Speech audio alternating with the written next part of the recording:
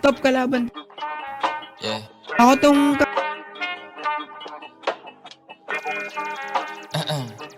Steve Frost. Ay, mata.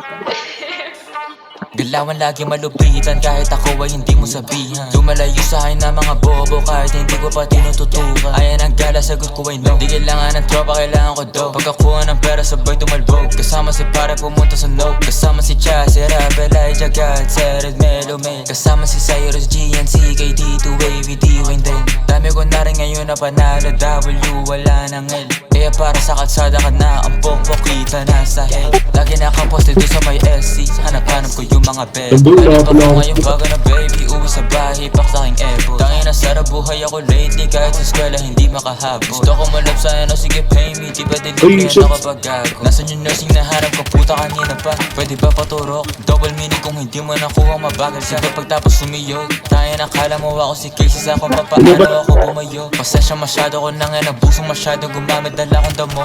Pero kahit ganun ay malupit, akin na galaw na natili pang swabe. Pakiko kung meron ka lalaki, meron din naman ako na babae. Baby di mo ko kaya pag silosin, kahit na meron kasama ka lagi. Kinakama ko siya dito sa amin, kahit natawag ko sa kanya dalawang babae pumulot, gusto ko ng basa. Gusto ko yung gas, dalagang pinay pero sa ka masya tarantado. Talagang hindi ka lang aklas. Gusto ko ang babae mentally unstable, para pwede kong paglaruan. Di ka para ayos, hindi ako si Carson, habol ko lang ngayong katawan. Tanga ka ba, di mo naman ako therapist baby. Ba't ba ganyan ka late? Pinapunta kita para makaisa ako baby, para sa problema mo baby.